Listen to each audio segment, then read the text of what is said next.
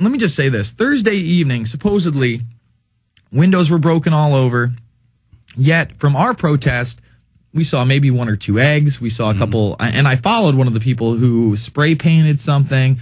There was no, I taped a couple anarchists grabbing a dumpster and flipping it over into an abandoned street. It was immediately picked up and put back. A couple of wooden boards and stuff like that. Nothing major whatsoever. Nothing that couldn't have been handled by people without riot gear. Regular people. Regular police officers could have handled this detail, but we need an excuse to bring in military checkpoints, and that's what they were. Military checkpoints with Humvees everywhere. Final segment with Rob Dew coming up after this. Luke Rudowski at the top of the hour. PrisonPlanet.tv, Infowars.com. You know, let me just read this mainline account so people can get a grasp on how manipulative the mainstream media and even the raw media. I mean, this is a report directly from Reuters. It didn't get picked up by anybody else. Maybe the local media covered this a little tiny bit, but the Pittsburgh Post-Gazette actually wrote a pretty fair story while you were detained. I should print that one. I have that linked over at the Infowarrior.com. But let me just read the spin. Police and anti-capitalist protesters clashed at the University of Pittsburgh campus on Friday evening. Anti-capitalist protesters, freedom-loving. I didn't see anyone preaching against There was no anti-capitalist posters. Like I said, there was a couple anarchists, possibly provocateurs, and another thing that really lets me know that provocateurs are in charge of these organizations, and a lot of them are well-meaning idiots. You know, they're looking for something to rebel against. They don't have a lot of time on their hands or brains in their head, so they're just willing to listen to somebody else. And yeah, let's get violent. Yeah, we're taking them down. That sort of thing. Is that Cindy Sheehan on Wednesday tried to go to the anarchist meeting to see what they had planned to take part in it, and they threw her out. Yeah. See, they don't want a legitimate voice there. So the anti-capitalist protesters, total garbage. She's not a trust fund kid. I think that's why she wasn't allowed. Exactly. A lot of them are trust fund kid. Team Space Bag. Hours after the Group of the 20 Summit of Rich and Developing Nations ended, police shot beanbags filled with rubber pellets to disperse about 40 demonstrators that gathered at a plaza for a rally against police brutality organized by Twitter messages. This was not organized by Twitter messages.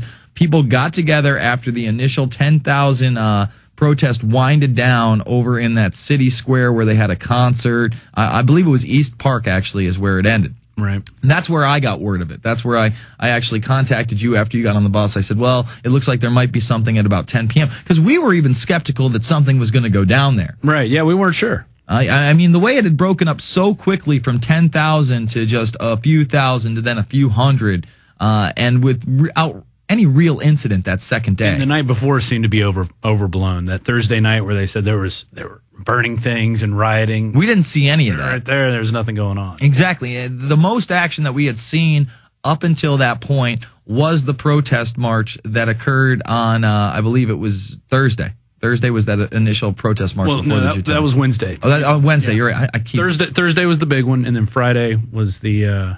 No. Friday was the big march. Oh, Friday was. Yeah. So it was Thursday. Yeah, I was correct. It was Thursday. Thursday was when, we went to the park. Mainstream media was there trying to make it about the anarchists, although the anarchists weren't that big. In fact, I got an interview with some pretty interesting people out there. When I saw Cindy, I also saw Reverend Billy of What Would Jesus Buy, and he was bullhorning. Apparently, he's running for mayor of New York City. You may not agree with everything he has to say, but I think he's got a really good non-consumer message, and it's a good. He's on the green ticket. It's a way to challenge Bloomberg, who, if you know anything about Bloomberg, another billionaire who does not have our best interests at heart. Another power grabber, another member of the elite, somebody who would like to have a role as a vice president or possibly a president in the future. Somebody who, in my opinion, is extremely heartless for letting all these first responders die from being on the scene and refusing to give them the aid they need. It's disgusting to me, Rob. Totally.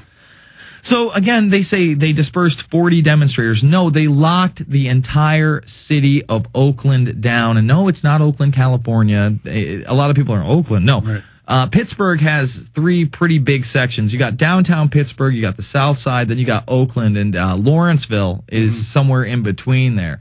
On the other side of the hill. Yeah, exactly. And they locked down all of Oakland. And I mean, I'm going by regular students. There's a lot of footage of me, taping students who are just trying to go downtown to have fun, and they've got to come right back up because the riot police are like, look, everything's shut down, everything's locked down. We tried to find a steak sandwich store that was closed. People were in fear. I mean, how many windows did we see boarded up downtown? Yeah, they were boarded up everywhere, and that was on the beyond the zone that you could even drive through. That's right. They were they had those zones. They had it blocked off for cars, and then inside that they had it blocked off for pedestrians.